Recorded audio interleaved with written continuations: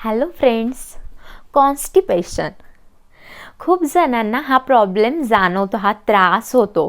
तर बघा, जेव्हा आपलं डायजेशन व्यवस्थित नसतं त्यामुळे काय होतं की जेव्हा आपली बॉवेल मूवमेंट व्यवस्थित होत नाही त्यामुळे मग आपली चिडचिड होते, परत आपल्यामध्ये एनर्जेटिक आपल्याला फील होत नाही. तर ह्या गोष्टी का होतात आधी आपण हे बघूयात.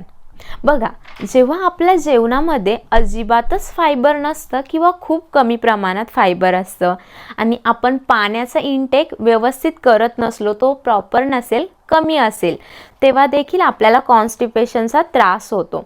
आणि आपल्या बॉडीची जी मूवमेंट आहे, जी लाईफस्टाईल आहे आपली, ती प्रॉपर नसेल तर आपल्याला हे प्रॉब्लेम होतात. तर मग आपण यासाठी नेमकी काय केलं पाहिजे, आता आपण ते बघणार आहोत. बघा की आपलं जे डायजेशन आहे ते चांगलं होण्यासाठी आणि आपलं जे कॉन्स्टिपेशन आहे यापासून रिलीफ मिळवण्यासाठी सगळ्यात महत्त्वाचं म्हणजे आपल्या डाएटमध्ये फायबर ॲड करा, फ्रूट्स ॲड करा, हिरवे पालेभाज्या घ्या आणि त्याचबरोबर दुसरी महत्त्वाची गोष्ट म्हणजे पाणी. जास्तीत जास्त पाणी पिण्याचा प्रयत्न करा.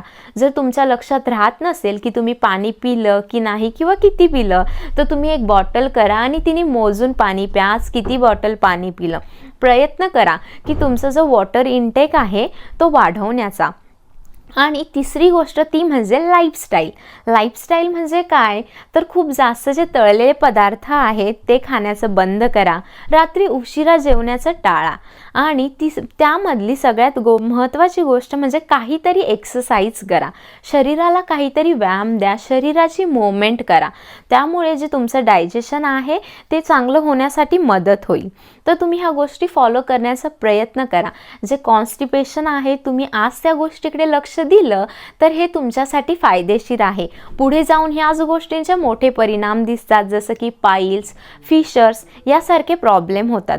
तर प्रयत्न करा की तुमची जी लाईफस्टाईल आहे, डाएट आहे, तो प्रॉपर ठेवण्याचा आणि कॉन्स्टिपेशनपासून रिलीफ मिळवण्याचा. थँक्यू.